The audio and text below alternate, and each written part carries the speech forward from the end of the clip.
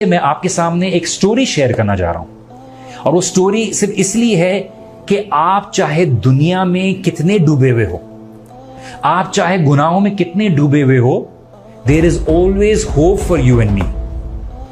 और एक शख्स की बात बता रहा हूं आपको जिसके बारे में लिखने वाले लिखते हैं कि वो इतने बड़े गुनाहों में इन्वॉल्व थे कि he was known as the most famous robber, डाकू, चोर। और खाली चोर और डाकू नहीं, रास्ते में मुसाफिरों को लूटते थे। तो उस शख्स की बात वो खुद बताते हुए अपनी बात बताते हैं कि I was in love with this girl, मुझे एक लड़की से मोहब्बत थी और मैं रोज रात को जाता था और उससे मिलता था। और नीयत क्या थी? बुरे काम की।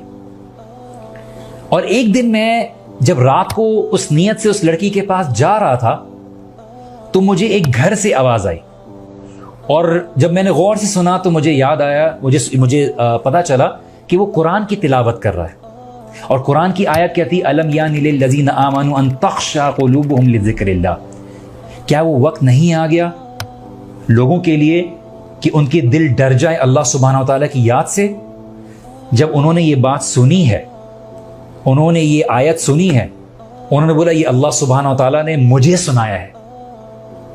और उन्होंने वहां से अपना रास्ता बदला और वो आगे निकले और उन्होंने बोला मैं जो बुराई का काम करने जा रहा था, I am not gonna do it. वो रास्ता बदला है उन्होंने और वो वहां से गए तो कुछ लोग बैठे हुए थे, कैंप फायर कर रहे थे, अपना रास्ते में बैठे थे। बिकॉज उस टाइम पे लोग जब ट्रैवल करते थे, रात होती थी तो वो एक जगह पे कैंप कर लेते थे। वो जाके वहां बैठ गए और जब उन्होंने उनके साथ बैठे और उन्होंने सुना तो वो बातें कर रहे थे कि अभी यहां से नहीं निकलो, फुदैल आ जाएगा और तुम्हारे माल को लूट लेगा। And he was the same guy who was sitting over there. His name was फुदैल।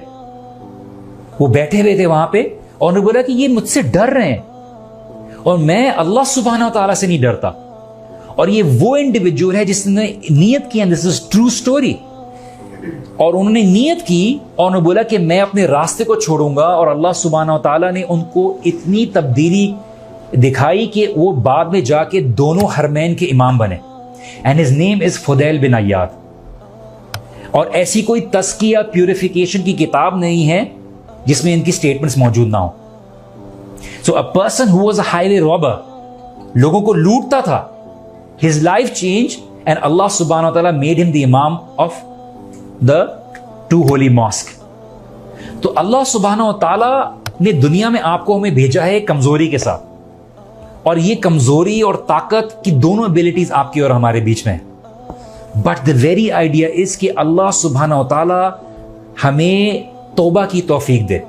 बनी इसराइल का एक वाकया बयान किया है और कुछ लोगों ने अपनी किताबों में लिखा है कि बनी इसराइल में एक बंदा था जो बहुत गुनहगार था, इतना गुनहगार था कि लोगों ने बोला कि ये हमारे साथ शहर में नहीं रह सकता, हमारे लिए अजाब और जो बुराई का रीजन बनेगा, इसको शहर से निकाल दिया।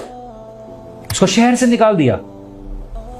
से निकाल दिया तो उस टाइम पर कुछ अरसे बाद उधर के जो नबी थे उनको अल्लाह सुब्हानहू व तआला ने वही की कि मेरा एक बंदा है एक जंगल में, वो मर गया है, जाओ उसके राइट्स जो रिचुअल्स हैं, जो उसकी फाइनल राइट्स हैं, वो जाके करो।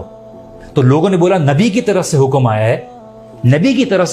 है, तो हम सब चलते हैं। पता नहीं कौन सा ऐसा शख्स है जिसके बारे में बोला गया है। तो जब वो गए और उसको देखा, उसको श्राउड करने लगे, उसने बोला ये तो यही बंदा है जिसको हमने अपने शहर से निकाला था।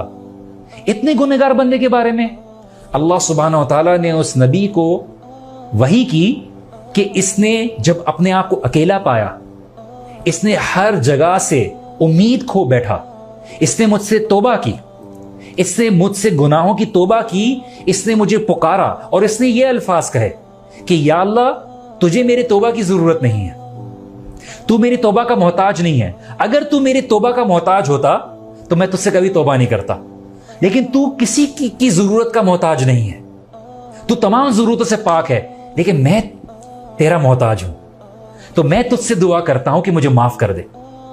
तो अल्लाह सुब्हानहू व तआला ने कहा नबी को उस जमाने के कि इसने दुआ में कंजूसी की, इसने खाली अपने लिए तौबा की, अगर ये पूरे शहर के लिए तौबा करता, मैं माफ कर देता। सच्ची तौबा की वैल्यू ये है, सच्ची तौबा की वैल्यू ये है, कॉन्स्टेंटली आप और मैं अल्लाह सुब्हानहू व तआला से दिल से इस्तिग़फ़ार करें।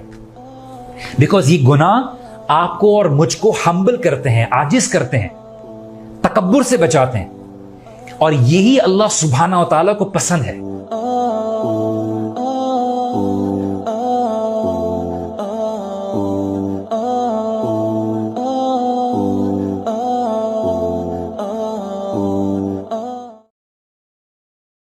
दीन की बात फैलाना सदक़े जारिया है। सवाब की नीयत से वीडियो को शेयर जरूर कीजिए। जज़ाकल्लाह।